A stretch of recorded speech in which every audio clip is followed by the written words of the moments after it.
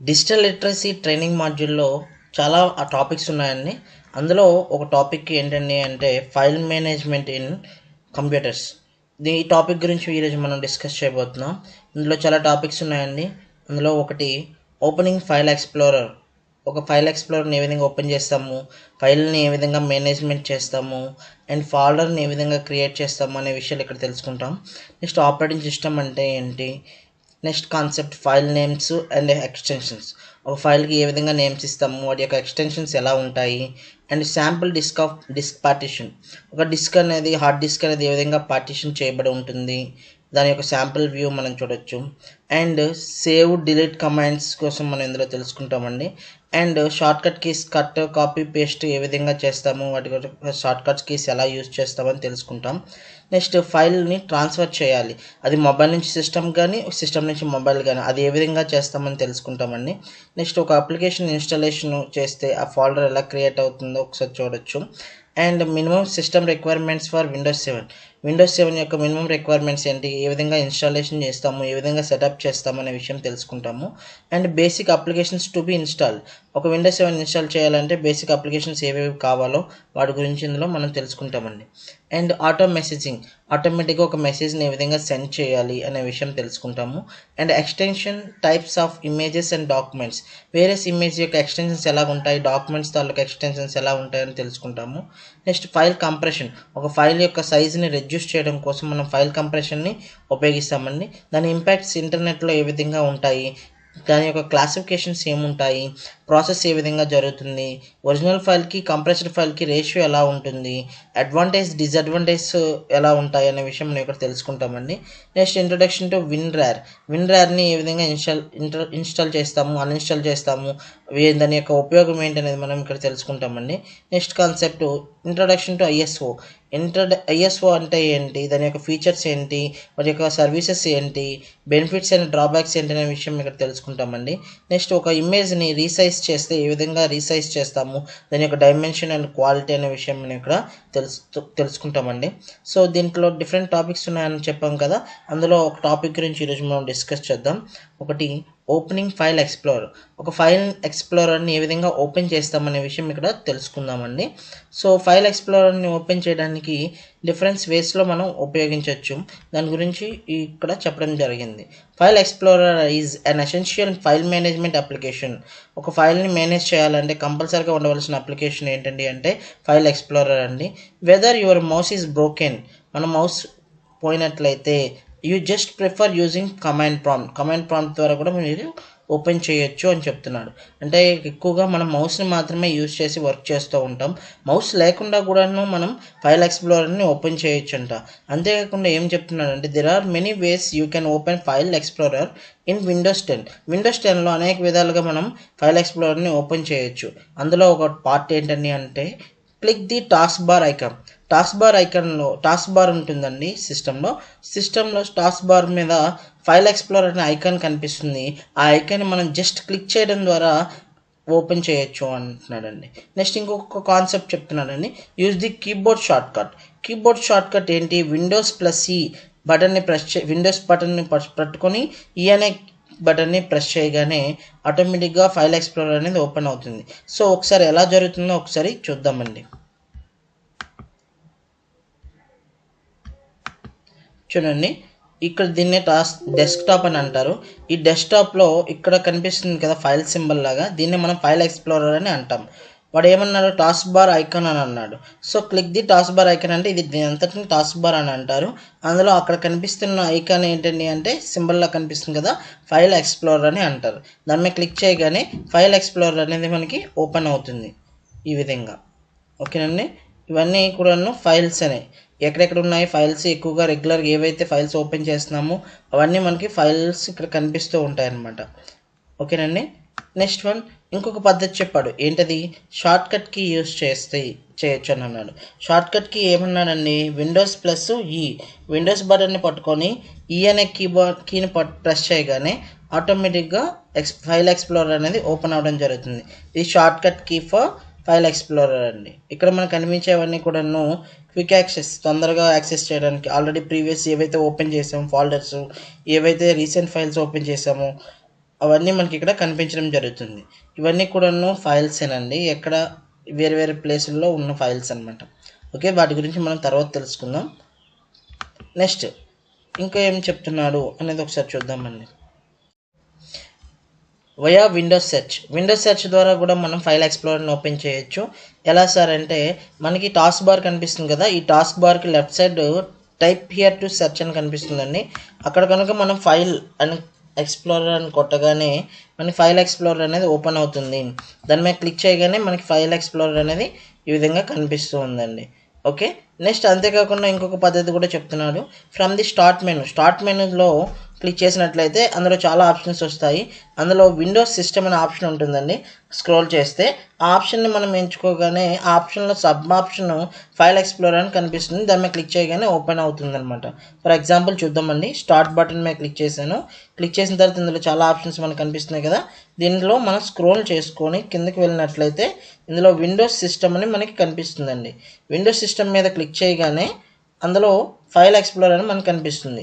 దాని మీద క్లిక్ చేస్తామండి. క్లిక్ చేయగానే విండోస్ ఎక్స్ప్లోరర్ అనేది ఓపెన్ అవుతుంది.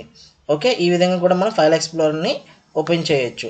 Next one, from the power user menu use చేసి కూడాను మనం చేయొచ్చండి. దీనికోసం మనం ఏం చేయాలంటే, స్టార్ట్ బటన్ ఏదైతే ఉంటుందో దాని మీద రైట్ క్లిక్ చేయగానే మనకి ఇక్కడ ఫైల్ ఎక్స్ప్లోరర్ అని కనిపిస్తుందండి. ఫైల్ ఎక్స్ప్లోరర్ మీద క్లిక్ చేయగానే మనకి ఫైల్ ఎక్స్ప్లోరర్ అనేది ఓపెన్ అవుతుంది. ఓకే, ఈ విధంగా ఫైల్ ఎక్స్ప్లోరర్ని మనం ఓపెన్ చేయొచ్చు. ఇంకొక పద్ధతి ఏంటండి అంటే, ఆస్క్ కార్టానా. మన దగ్గర ఆస్క్ కార్టానా అప్లికేషన్ ఉన్నట్లయితే మైక్రోఫోన్ కనెక్ట్ చేసి ask Cortana to open file explorer అనగానే ఫైల్ ఎక్స్ప్లోరర్ అనేది ఓపెన్ అవుతుంది. నెక్స్ట్ ఒకవేళ లేకపోయినట్లయితే మీరు ఏం చేస్తారంటే, కార్టానా సెర్చ్ బాక్స్లో ఫైల్ ఎక్స్ప్లోరర్ అని టైప్ చేసినా కూడాను మనకి వస్తుందండి. Okay, next one, use the run application use చేసి కూడాను మనం ఫైల్ ఎక్స్ప్లోరర్ని ఓపెన్ చేయొచ్చు. రన్ అప్లికేషన్ని ఓపెన్ చేయాలంటే షార్ట్ కట్ ఏంటండి అంటే, విండోస్ బటన్ పట్టుకొని ఆర్ అనే కీని ప్రెస్ చేయాలి. అలా టైప్ చేసిన అలా వచ్చిన తర్వాత ఓపెన్ అని మనకు కనిపిస్తుంది. ఈ ఓపెన్లో ఎక్స్ప్లోరర్ అని టైప్ చేసి ఓకే కొట్టగానే ఫైల్ ఎక్స్ప్లోరర్ అనేది ఓపెన్ అవుతుంది. ఎక్స్ప్లోరర్ అని టైప్ చేయాల్సి ఉంటుంది. ఎక్స్ప్లోరర్ చూడండి, ఫస్ట్ ఏం చేస్తున్నాము, విండోస్ బటన్ పట్టుకొని ఆర్ అనే బటన్ని ప్రెస్ చేస్తాం. ప్రెస్ చేసిన తర్వాత మనకి రన్ విండో కనిపిస్తుంది. అందులో ఓపెన్ అనే కనిపిస్తుంది కదా, ఓపెన్ బాక్స్లో ఎక్స్ప్లోరర్ అని టైప్ చేసి ఓకే కొట్టగానే file explorer will be open అని అవుతుందండి. ఓకే, ఈ కాన్సెప్ట్ గురించి మనం ఇప్పుడు తెలుసుకున్నాం. నెక్స్ట్ కాన్సెప్ట్ ఏంటండి అంటే, ఫోల్డర్ని ఏ విధంగా క్రియేట్ చేసాము, అసలు ఫోల్డర్ యొక్క ఇంపార్టెన్స్ ఏంటి అనేది మనం తెలుసుకుందామండి. సో ఫోల్డర్ని మనం ఎందుకు క్రియేట్ చేస్తామంటే, ఇక్కడ ఒక కంప్యూటర్లో మోర్ దెన్ 1 పర్సన్స్ మనం యూజ్ చేస్తుంటాం సచివాలయాల్లో.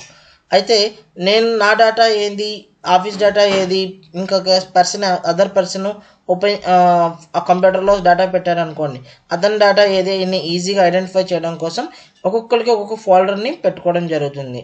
ఆ ఫోల్డర్లో ఇన్ఫర్మేషన్ అంతా కూడా సేవ్ చేసుకుంటారండి.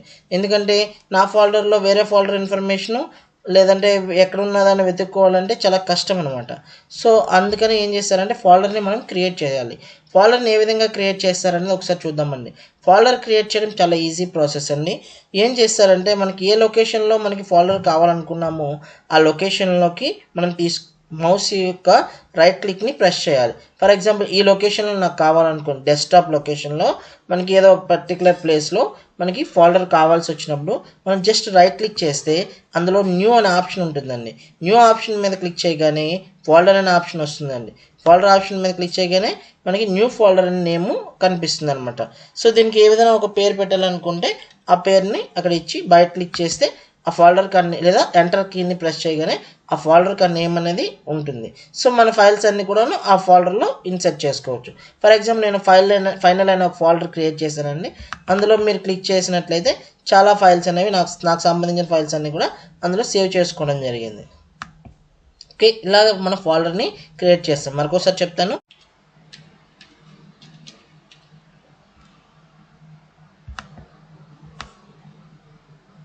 ఒక ఫోల్డర్కి నేమ్ రీసెట్ చేయాలి అనుకుంటే, లేదా ఒక ఫోల్డర్కి నేమ్ రీనేమ్ చేయాల్సి అనుకుంటే, ఆ ఫోల్డర్ నేమ్ రీనేమ్ చేయాలనుకుంటే ఆ ఫోల్డర్ మీద రైట్ క్లిక్ చేసి రీనేమ్ అనే ఆప్షన్ వస్తుందండి. ఈ రీనేమ్ ఆప్షన్ మీద మనం క్లిక్ చేయాలి. ఈ రీనేమ్ ఆప్షన్ మీద క్లిక్ చేయగానే ఈ రీనేమ్ ఆప్షన్ మీద క్లిక్ చేయగానే మనం ఏ పేరు ఇవ్వాలనుకున్నామో ఆ పేరుని ఇవ్వచ్చు. యూట్యూబ్ వీడియోస్ అన్నీ అందులో స్టోర్ చేస్తున్నాం అనుకోండి, యూట్యూబ్ అని పేరు ఇస్తాం. ఇలా పేరుని మనం రీనేమ్ చేయొచ్చు. సో రీనేమ్ చేయాలంటే ఎక్కడ ఉంటుంది ఆప్షను, ఆ ఫోల్డర్ మీదే రైట్ క్లిక్ చేస్తే రీనేమ్ అనే ఆప్షన్ ఉంటుంది. మీరు ఏ పేరుతో ఇస్తే ఆ పేరులో ఆ పేరు సేవ్ అవ్వడం జరుగుతుంది అనమాట. నెక్స్ట్ వన్, ఇదే ఫోల్డర్ని నాకు వద్దు అనుకుంటే మనం డిలీట్ చేయొచ్చు అండి. డిలీట్ చేయొచ్చు ఎలా అంటే, ఇదే ఫోల్డర్ మీద క్లిక్ చేసి డిలీట్ అనే కీని ప్రెస్ చేయగానే సో డిలీట్ ఆప్షన్ ఎంచుకోగానే డిలీట్ అయిపోతుంది. సో ఇదే ఫోల్డర్ని నేను సెలెక్ట్ చేసుకొని డిలీట్ అనే ఫోల్డర్ మీద క్లిక్ చేయగానే డిలీట్ అనేది డిలీట్ అయిపోతుందండి. సో ఈ విధంగా మనం ఫోల్డర్ని డిలీట్ చేయొచ్చు. క్రియేట్ చేయాలంటే ఒకసారి ఏం చేస్తున్నారు, న్యూలోకి వెళ్తున్నాము, ఓకే, ఫోల్డర్ మీదకి వెళ్తున్నాము, న్యూ ఫోల్డర్ ద్వారా ఆ పేరు ఏవైతే ఇవ్వాలనుకున్నారో ఆ పేరుని టైప్ చేస్తారు. ఇంకొక ఫోల్డర్ డిలీట్ చేయాలనుకుంటే అదే ఫోల్డర్ మీద ఏం చేస్తారు, డిలీట్ అనే ఆప్షన్ ఉంటుంది, డిలీట్ చేసుకున్నారు. రీనేమ్ చేయాలనుకుంటే రైట్ ఆప్షన్ మీద క్లిక్ చేసుకొని రైట్ బటన్ మీద ప్రెస్ చేసుకొని రీనేమ్ ఆప్షన్ని ఎంచుకోవచ్చు. లేదు నేను డూప్లికేట్స్ క్రియేట్ చేయాలనుకున్నాను, ఇదే ఫోల్డర్కి డూప్లికేట్ కాపీ తయారు చేయాలనుకుంటే కాపీ ఆప్షన్ మీద ఎంచుకుంటామండి. కాపీ ఆప్షన్ ఎంచుకున్న తర్వాత మీకు ఏ లొకేషన్లో ఆ ఫోల్డర్ సేమ్ ఫోల్డర్ కావాలనుకున్నారో దాని మీద రైట్ క్లిక్ చేస్తారు. రైట్ క్లిక్ చేసి అందులో పేస్ట్ ఆప్షన్ వస్తుంది ఈసారి.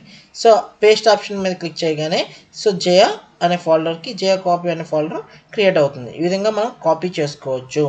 ఓకే, ఇప్పుడు వరకు మనం ఏం చేసాము, ఫైల్ని ఏ విధంగా ఓపెన్ చేసాము, ఫైల్ని ఏ విధంగా క్లోజ్ చేస్తున్నామని, డిలీట్ చేస్తున్నామని తెలుసుకున్నాము. ఒక ఫైల్ని ఏ విధంగా రీనేమ్ చేస్తున్నామో కూడా తెలుసుకున్నామండి.